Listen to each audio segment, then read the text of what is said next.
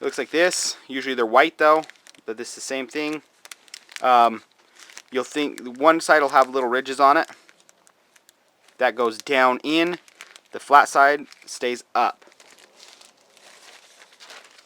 So to push it back in, so if you do want to replace your seat, put a screwdriver in. It's really soft, it's like rubber. Pull it out, the old one, put the new one in there, position it in, take the needle, and just take the needle off the float, and just use this needle or the new needle, and just push it down in and seat it, and you're done. Let's clean off the float. If it had gas in the engine, just make sure that, you know, if there's gas in the bolt, there's nothing rattles inside your float. If it rattles or if there's fuel in it, it's bad. You can't fix them. Even if you try to solder them, the solder's too heavy and it just messes them up. Needle, if you're putting a new needle on, clips onto this little bracket and it just slides right over. Just like that. Float's done. Now let's get to the workings of the carburetor. You got your idle jet. Newer models won't actually have a jet there. They'll actually have a little black plastic well, they'll have a fixed jet. There'll be a little black plastic cap over the spot. There'll be a little white or black plastic cap over this spot, and you just pop that off, pry it off. You can throw it away. But there'll be a fixed jet. This is a fixed jet.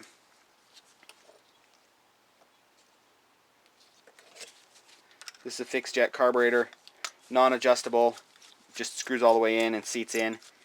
And if you have a fixed jet one, essentially you just pull that out, do the same thing, but there's a hole, 2 holes on the sides and 1 hole in the center that you just need to make sure are clean with the little wire. So this carburetor is an adjustable jet one, which I like a lot better, but so same thing. I'm going to notice that it's at 3 and 9, and I'm going to, actually that thing doesn't want to screw in anymore. That's almost all the way in. That's not good. Could just be gummed up so bad. I'm going to pull it all the way out.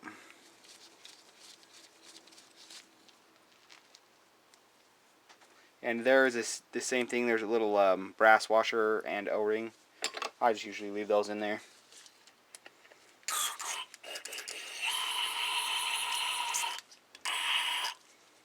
Spray through. And you should be able to get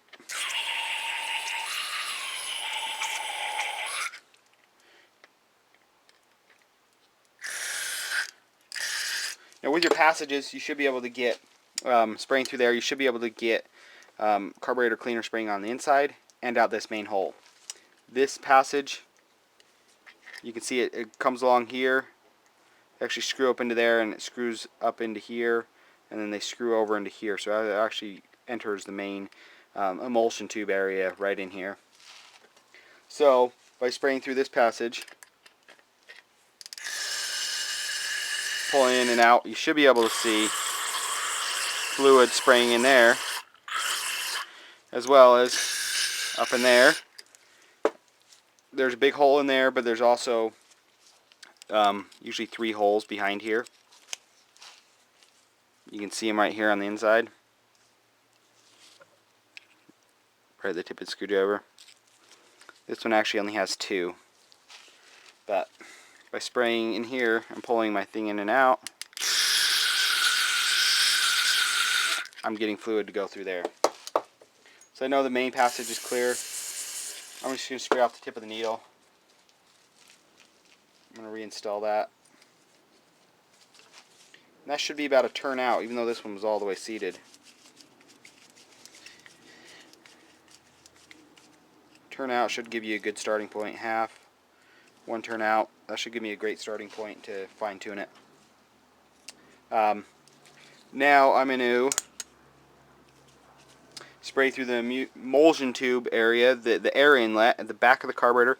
Sometimes there'll be one on the sides, like right here, just a little hump. That one kind of has one, but at the very back of the carburetor, the bottom behind this choke plate, there is a little hole like that. kind of hard to see. And that bleeds air down into this area and mixes with the gas and helps atomize the gas, but it also bleeds air back into this chamber and helps mix air with gas to help atomize it, to help it idle, and to help it run leaner at high RPMs. So I'm going to put my tube on there.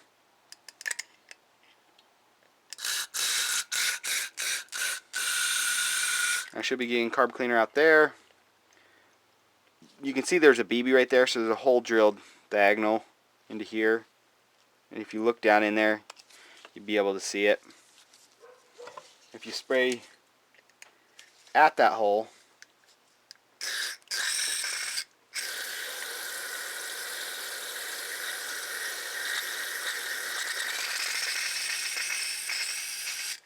I can get carburetor cleaner to come out these holes. So that's good. So that means my passage, my idle passage, which runs right in here through a little hole, through this passage, then up along this bulge out, and then straight up into here is clear. Spray through the main fuel inlet, make sure it goes through clear.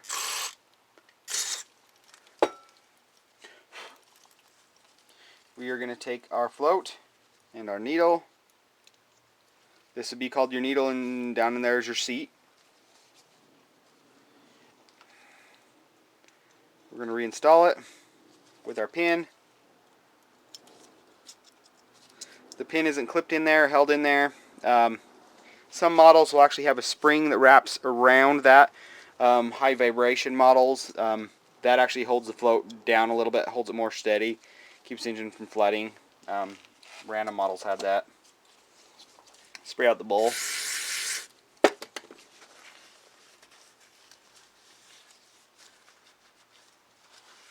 Wipe it out. It's actually not bad. Let's take our gasket. I like putting the gasket on the body of the carburetor. If you sprayed carburetor clean on it and it's swelled up, you can let it sit usually for a couple hours and it'll settle back down. Now the way that the bowl goes on, there's a deeper part. That always goes opposite the fuel inlet, or the shallow part goes at the fuel inlet because it allows the float to drop just a little bit further. And if that gasket's not good, that doesn't allow the primer bulb to work, because the primer bulb is just a basic hole right here that just pushes a little bit of air into this chamber that actually pushes air down the top, and the gas down on the bottom is actually forced up this hole into the throat of the carburetor. And no, there's no air filter on snowblowers. They consider them not being used in dusty applications, and no need for an air filter. Also, air filters would probably just ice up. Let's take our main jet. Well, don't forget this little washer. Take my main jet. Reinstall it.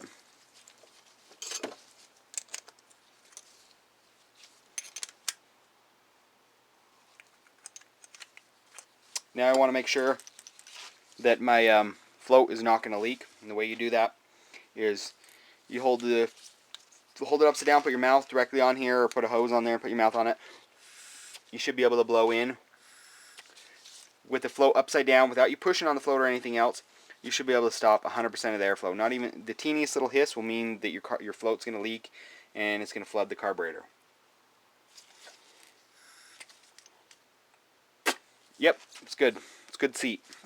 I don't like fixing the seat and replacing the seat unless it's bad. Ain't broke, don't fix it. Make sure your butterflies operate just fine. It's ready to go back on. If you scratched a hole, you know where it goes. Reinstall it.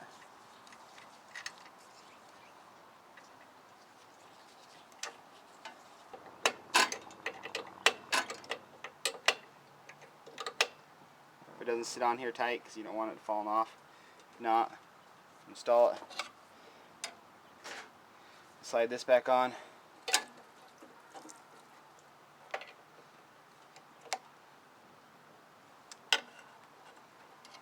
position it. Clamp back on. Your choke plate, your choke knob thing.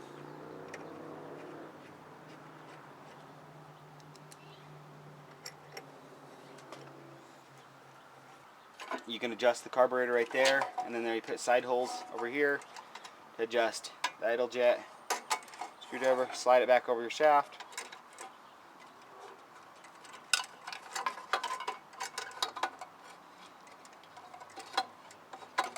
You didn't need to remove that bolt completely. Line it back up. Snug these ones down first. Push back. Snug up the top of the heater box.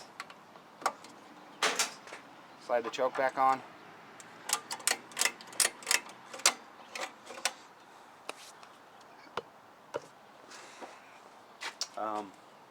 Start it. Put on choke. Fast. Let's give it 2 primes.